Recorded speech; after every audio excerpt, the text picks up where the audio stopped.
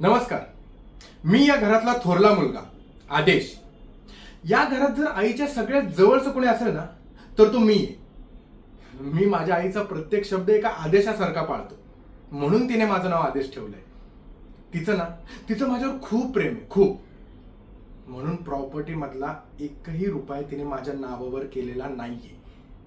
हा म्हणजे त्याचा अर्थ असा नाहीये की तिचं माझ्यावरती प्रेम नाहीये. आहे, कदाचित विसर पडला असावा किंवा तिला असं वाटत असावं की मी स्वतःच्या जीवावर मोठं व्हावं.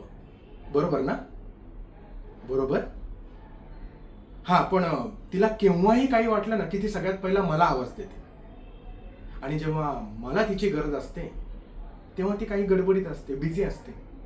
हा पण इतर वेळी ती फक्त माझं ऐकते, फक्त माझं ऐकते. एकदा ना लहानपणी आईने मला एक गोष्ट सांगितली होती. एका रस्त्याच्या मध्यभागी एक झाड असतं आणि त्या झाडाला अडकून रोज एक माणूस तिथं पडायचा. लोक त्याच्यावर खूप हसायची, त्याला खूप राग यायचा.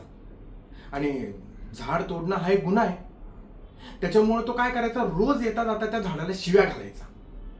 हा हळूहळू ते झाड मरून पडायचं आणि एकदा का झाड मरून पडलं की त्याला रस्त्यातून साईडला काढलं जायचं आणि रस्ता मोकळा व्हायचा. म्हणजे काय, आपल्या वाटेत येणाऱ्या प्रत्येक गोष्टीवरती कुऱ्हाड उघडलीच पाहिजे असं नाहीये. त्याला असं अलगदही साईडला काढता येतं. आणि गंमत म्हणजे सांगू, मी ही ट्रिक लवकरच यूज करणार आहे. आणि तुम्हाला माहिती आहे मी ही ट्रिक कोणावर यूज करणार आहे? Any guesses? अहो, ही माझी आई. हा,